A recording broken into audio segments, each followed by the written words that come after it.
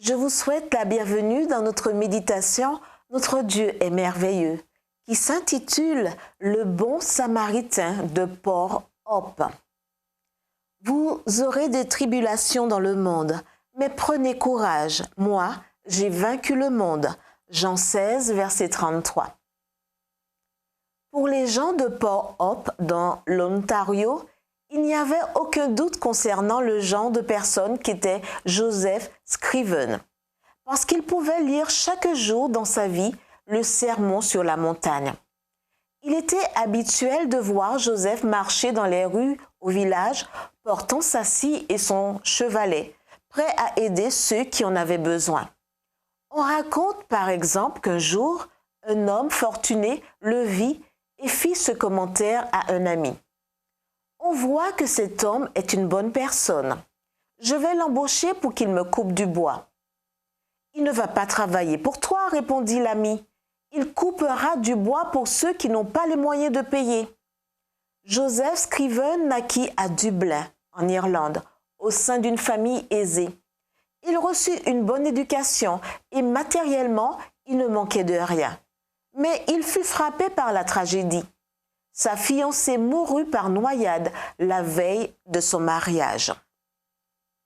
Après cette douloureuse expérience, Joseph partit pour Port Hope où, selon Kenneth Osbeck, il adopta un style de vie différent. Il partageait ses biens et ses vêtements avec les pauvres, aidait les veuves et les malades et était toujours prêt à aider les nécessiteux. Son œuvre humanitaire lui fit gagner le qualificatif de bon samaritain de Port Hope. Encore au Canada, Joseph tomba amoureux d'une jeune femme du nom d'Elisa Roche. Le couple envisageait le mariage quand, brusquement, Elisa eut une pneumonie et mourut peu après.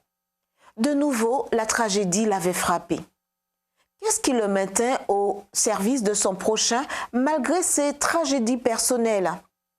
La raison, nous la trouvons dans un fait qui se produisit quand, depuis l'Irlande, sa mère lui écrivit pour lui dire qu'elle était gravement malade.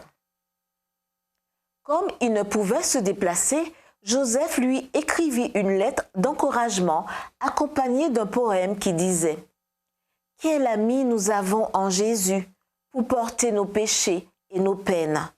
Quel privilège de tout apporter à Dieu par la prière. » Si vous lisez les paroles du cantique 320, « Quel ami fidèle et tendre » dans Hymnes et louanges, vous remarquerez que quand Joseph Scriven était frappé par la tragédie, il disait au Christ toutes ses craintes. Quand il sentait que ses fardeaux étaient trop lourds, il les présentait au Christ par la prière. Quand ses amis le trahissaient, il cherchait la compagnie de son meilleur ami par la prière. C'était son secret. Si vous souffrez maintenant sous le poids de l'affliction, dites au Christ toutes vos craintes et soyez sûrs qu'il vous entoure de ses bras. Prions. Jésus, merci d'être un ami fidèle et parce que je peux tout te présenter par la prière, mes peines, mes doutes, mon affliction, avec l'assurance que tu écouteras et me répondras. En ton nom. Amen.